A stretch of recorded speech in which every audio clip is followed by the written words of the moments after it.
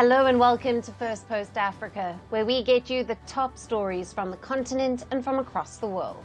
I'm Alison Lagrange, coming to you live from Durban, South Africa. First, let's take a look at the headlines.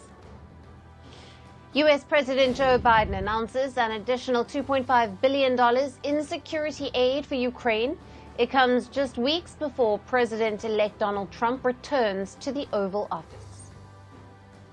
South Korea orders safety inspections of all Boeing 737-800 aircraft operated by the country's airlines as it struggles to determine the cause of a plane crash that killed 179 people. 3 foreign nationals from the US, Ukraine and Brazil killed and 7 others injured after a fire breaks out at a hotel near Bangkok's popular Backpacker Street. Police in Kenya's capital, Nairobi, fired tear gas to disperse protesters demonstrating against a wave of unexplained abductions of government critics. And former United States President and Nobel Peace Prize winner Jimmy Carter dies at the age of 100. President Biden declares 9th of January as the National Day of Mourning across the country.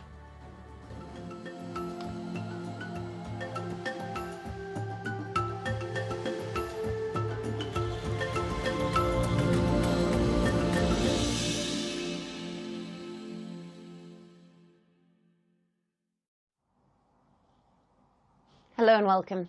Let's take a look at our top story. South Africa could be bracing for a big diplomatic challenge.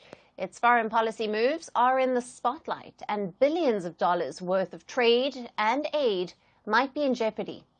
This looming threat is from none other than the incoming US President Donald Trump. As per reports in the US media, key Republicans are already pressing the incoming Trump administration to kick South Africa out of lucrative trade arrangements. This if the South African government does not change its position on Russia, China, Iran and Israel. South Africa is likely to be under intense scrutiny by the Trump administration. Some of the high-ranking Republicans have already shared their concerns over how Pretoria is leaning away from Washington's positions in a number of ways. Republican Senator Jim Risch, who is a high-ranking member of the Senate Foreign Relations Committee, has spoken to the U.S. media, telling them how South Africa's differing positions have an impact on the country's national security. There is also Senator Tim Scott, who has slammed South Africa for harboring sanctioned Russian ships and expanding relations with Iran. Both of these influential Republican leaders are expected to become more powerful when President-elect Trump takes office in January. And with their advice, Trump might take an action against South Africa. Most at risk is trade with the U.S. under the African Growth and Opportunity Act, or the AGOA. Now, this is a trade agreement between the United States and eligible sub-Saharan African countries. It provides duty-free access to the U.S. market for most exports from African nations. As per last year's data, South Africa has been the top beneficiary with around $3.6 billion worth of export, mostly vehicles and parts, fruits, precious metals and chemicals. However, U.S.-South Africa trade under the AGOA could be affected under the Trump rule. South Africa could also lose tens of thousands of jobs. Participating countries are required to meet a set of conditions to qualify to trade under the program. But key Republicans think that Pretoria does not meet these requirements, as it has boosted ties with the U.S. rivals and has become foes with its allies. Talking about the rivals, firstly, Russia. South Africa says it maintains a neutral stance on the Russia-Ukraine war, refusing to condemn Moscow's invasion at the United Nations. Then South Africa also joined Russia for military exercises. The U.S. has also accused Pretoria for allowing naval bases to be used by the Kremlin. Then comes China. China probably comes first on the list of rivals for Trump, but it is South Africa's biggest trading partner. The two countries are also the founder members of the BRICS Trade Organization, a group that Trump has threatened to impose 100% tariffs on. Next is Iran. There have been accusations of deep links between Tehran and Pretoria. South African President Cyril Ramaphosa has welcomed the inclusion of Iran in BRICS and has vowed to improve ties with the country, long known as a sponsor of Hamas, Hezbollah, and the Houthis. Now this brings us to Israel, a key U.S. ally, but accused of genocide by South Africa. South Africa dragged Israel to the International Court of Justice with this allegation. South Africa's majority ANC party has also met with Hamas. The government has also issued a statement condemning the killing of Hamas leader Ismail Haniyeh this year. Though South Africa's President Cyril Ramaphosa had already been walking a tightrope balancing ties with Washington and its rivals, it did not impact trade under the Biden administration. But now it seems inevitable under the incoming Trump administration. Can Ramaphosa avoid the Trump trouble, or will he be forced to reconsider his alliances? To discuss this further, we have with us Patrick Bond, a political economist who is joining us live from Johannesburg, South Africa. Thank you for being with us. Good to be with you. Thanks, Alison. Now, what leverage do key Republicans have in influencing the incoming Trump administration's stance on trade agreements with South Africa? And how might South Africa's relationships with Russia, China, and Iran, as well as Israel, factor into these decisions? Well, it's about 60 billion rand a year, about $3.5 billion a year in the trade benefits through the Africa Growth and Opportunity Act. And even though that was just renewed, at least through September, it is likely, I would say, that the hardcore Republicans will want to punish South Africa now that they have solid majorities in the Senate and House, the presidency, and the Supreme Court. So they're in complete power. That means they can override the World Trade Organization, as Trump has done before with sanctions against South African steel and aluminium. So I think cutting some of those benefits, which would hurt major Western firms, in fact, mostly Mercedes and a few German car companies, the Australian BHP Billiton for aluminium, the Indian but Luxembourg-based ArcelorMittal for steel. Those will be some of the companies hurt if those trade benefits are taken away. There's also some aid, especially the antiretroviral medicines that partly are bought from India through CIPLA, but also to some extent manufactured in the US. So there'd be another boomerang if the AIDS medicines under the so-called PEPFAR presidential executive program on AIDS is cut. But then there's the other factor, Alison, which is here in Johannesburg, November 2025, like Delhi last year and like Rio de Janeiro last month, will host the G20. So obviously Cyril Ramaphosa, with his themes of solidarity and equality and sustainability, he'd like Donald Trump to be there and to be a cooperative player. I mean, that's, I think, a little bit far-fetched, a little bit of a fantasy, but that's another area where the U.S. will have a certain leverage. They're meant to take over the G20 in 2026. But, with Trump, he's just breaking so many bilateral relations. Even before he comes in, he demands Greenland be sold to him by Denmark. He demands the Panama Canal be given back or bought back. And he's putting big tariff threats, not only in the BRICS, but on next door neighbors, Canada. He wants that to be the 51st state, and Mexico. So it's a wild card guess as to whether Trump will follow through, because he's a great con man, and he's also a bully, and we'll see which one prevails. Sure. Right. Could South Africa's position on global powers like Russia and China strain its trade relations? You have touched on this with the U.S. under the Trump presidency. And what potential economic implications might this have for both countries? It's so interesting that if you're dealing with a bully, you can do one of two things. You can be obsequious. You can try and flatter them. And often that works with Donald Trump. He loves to be flattered. And that's what Cyril Ramaphosa, the South African president, did not long after Trump was elected. He said, no, come to Johannesburg. We'll find a place to play golf. You'll love the golf and the weather in November. And his ambassador to the United States, Ibrahim Rasool, said last week that it looks like the megaphone, that is the Gaza solidarity, the attempt to support Palestinians, in The Hague, in the International Court of Justice, by basically calling out genocide, in the International Criminal Court by getting the arrest warrants against Prime Minister Netanyahu, that megaphone diplomacy will end. And that was very disappointing to many in South Africa who thought, well, this is a very strong country. There are coal exports from South Africa, the number one coal exporter to Israel. The BDS, boycott, divestment, sanction demand has gone unnoticed. The attempt to cut diplomatic ties or to end the mercenaries from South Africa who fight for the Israel Defense Forces. Those ties remain, and I think they probably will, because we know Donald Trump is as close as can be to Netanyahu. And Patrick, finally, in your view, how might South Africa navigate its diplomatic stance on the contentious issues like Iran and Israel, while still maintaining favorable trade agreements with the US, given this political pressure from Republican leadership?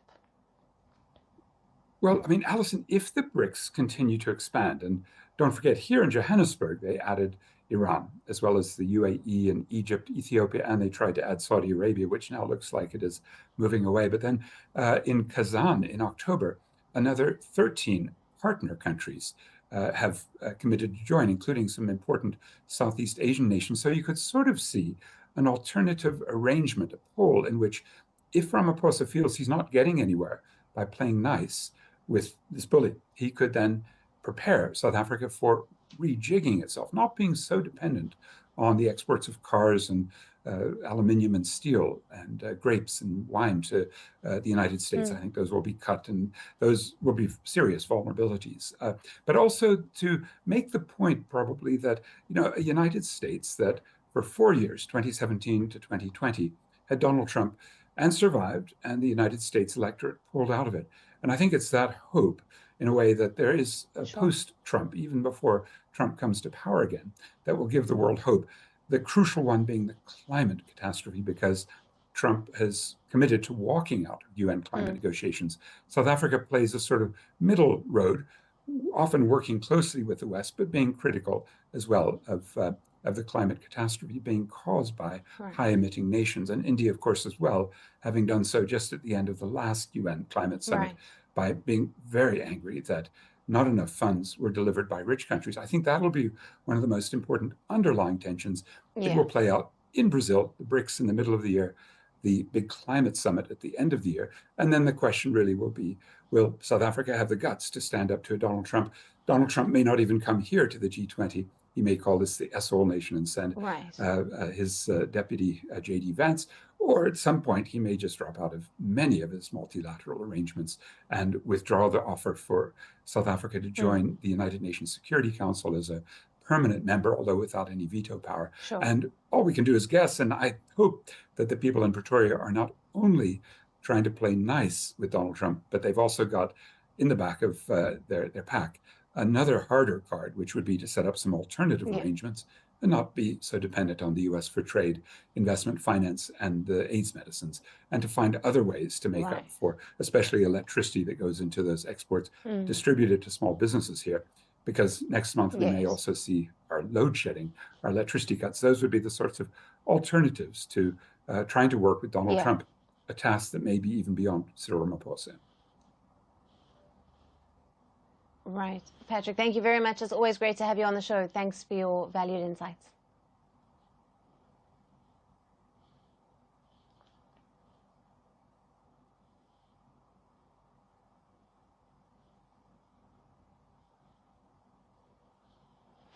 And turning our focus to West Africa now, where Senegal has joined its neighbors to shut doors on its former colonial power, France.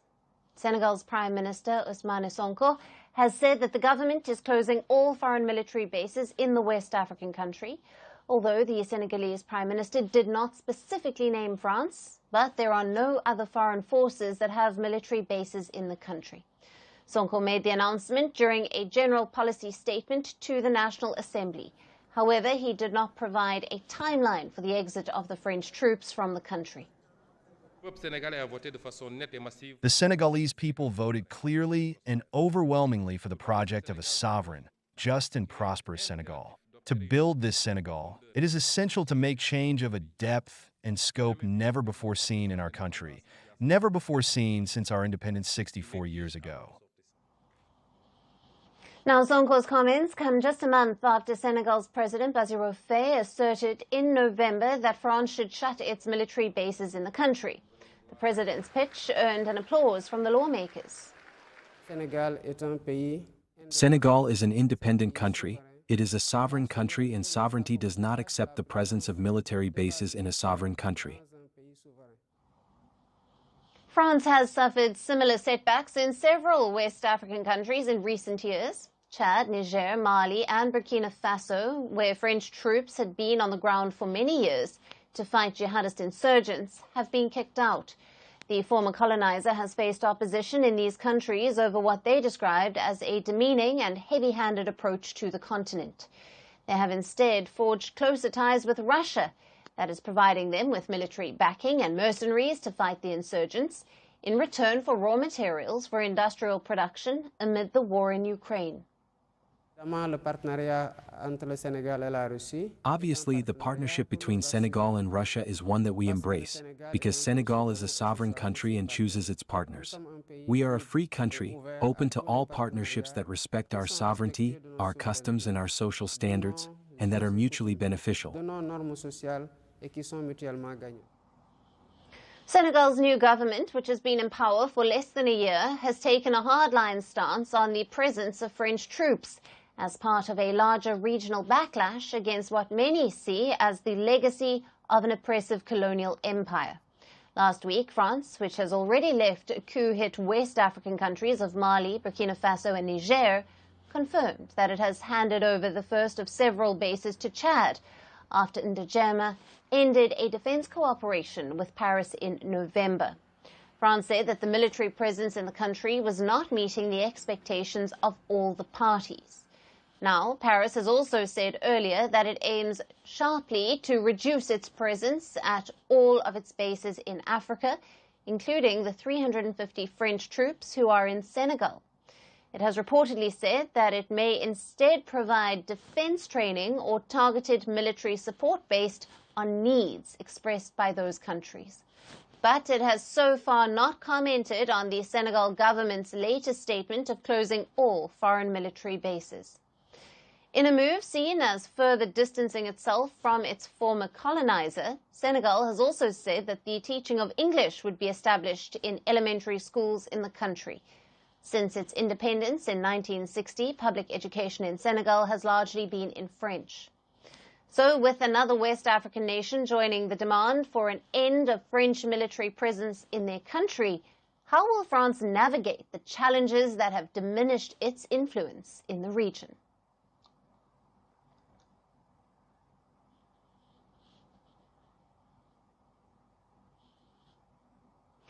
And shifting our focus to Mozambique, the situation in the southern African country has been deteriorating day by day.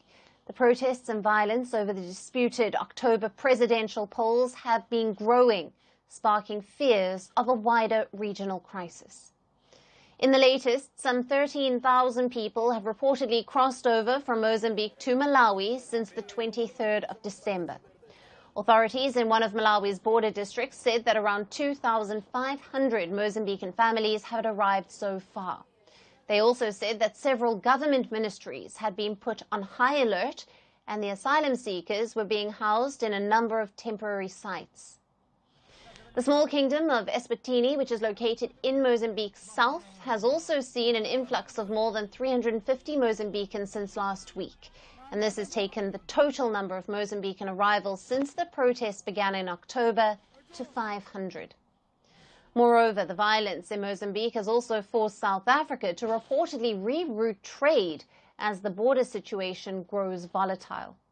Trade and travel has been diverted from South Africa's Lebombo border post to Eswatini's Mananga border post, with Mananga serving as a makeshift lifeline for those seeking passage from Mozambique. Now, the influx of Mozambicans into neighboring countries and the diversion of trade comes as fresh protests and violence have gripped Mozambique. The protest erupted again after the country's top court last week upheld the October presidential results, disputed by the opposition. Now, the court's judgment last Monday put the ruling Frelimo Party's candidate, Daniel Chapo, in the winning spot, extending the party's 49-year-long reign in Mozambique. The court's decision also increased opposition leader Venancio Mondlane's vote share. However, he continued to stay in second position. Mondlane has been calling the election result a fraud. He made several calls for a wider uprising after the court ruled against him and in favour of the ruling Frelimo Party.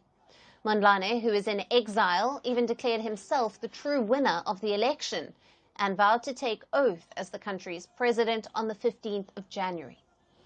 Fresh protests that began last week have led to several cities and economic activities across the country come to a standstill.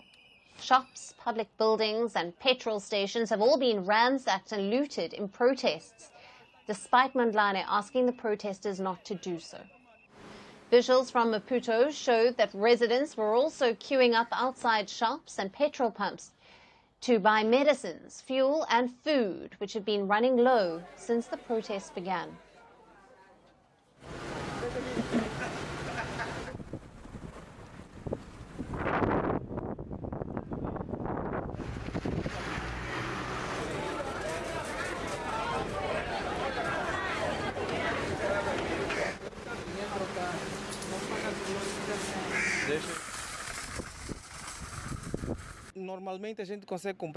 We are buying more than the essentials. The idea today was to buy 1, 2, or 3 bags more to prevent a shortage in the next days. We don't expect this situation to end soon. But I couldn't buy everything I usually buy.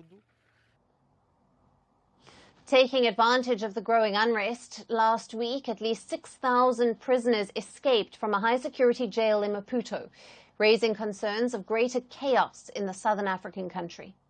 Now, at least 261 have been reportedly killed in the post-poll violence in Mozambique that has also disrupted the business operations of several foreign companies in the country. Around 134 of the 261 have been killed since the top court confirmed Frelimo Party's victory on the 23rd of December. International observers have also been demanding an end to the unrest. UN Secretary-General Antonio Guterres has called for all sides to diffuse tensions immediately.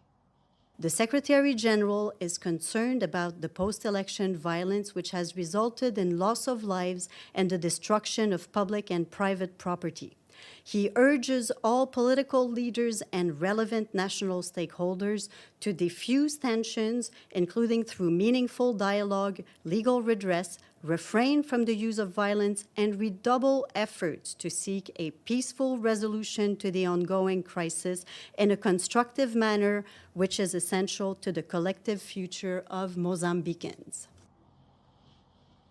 The Southern Africa Development Community, or SADC, a regional body of 16 African members, has also urged all sides to accept the ruling of the top court and has also offered its assistance. South Africa, which fears an influx of Mozambicans, has also urged all parties in Mozambique to come to the negotiating table and discuss a potential solution. But with Mozambicans rushing to neighbouring countries for refuge amid the growing unrest, is this the beginning of a larger crisis in the Southern Africa region?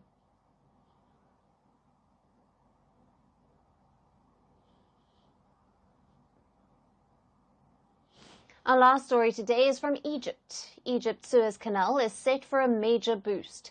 The country has successfully tested a new 10-kilometre extension to the canal.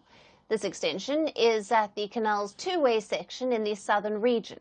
As per the authorities, this expansion will boost the canal's capacity by an additional 6 to 8 ships daily and will also help minimizing the impact of currents on shipping. 2 ships have used the new extension as a part of the test. The Suez Canal is a man-made canal controlled by Egypt. It is the shortest maritime route between Europe and Asia, cutting travel time and distance by 40% compared to going around Africa's Cape of Good Hope. Now, the latest expansion extends the total length of the canal's two-way section to 82 kilometres from 72 making the canal 193 kilometers long.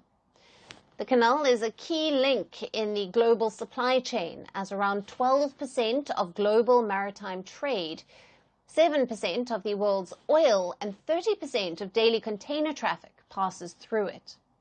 It is also a major source of foreign currency for Egypt and its economic growth. However, Egypt has seen a major dip in its revenue from the waterway. This is in the wake of the growing attacks from Yemen's Houthi rebels.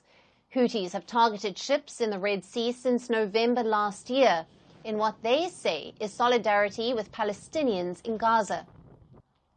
Egyptian President Abdel Fattah el-Sisi says that the country has lost approximately $7 billion in Suez Canal revenue in 2024, marking more than a 60% drop from 2023. Despite the setback, Egypt is continuing with its Suez Canal extensions project.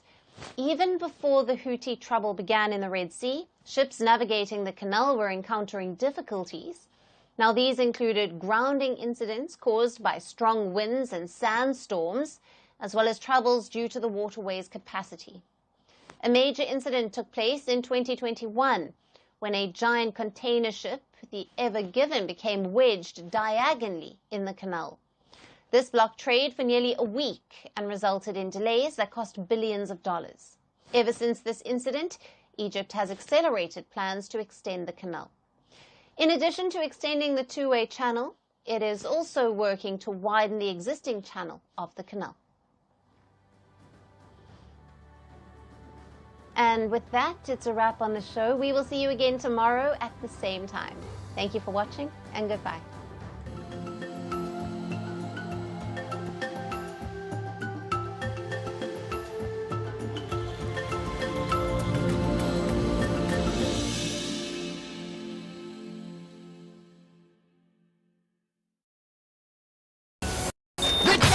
It's almost! He's done it again! Unbelievable! Oh, straight into the roof of the net.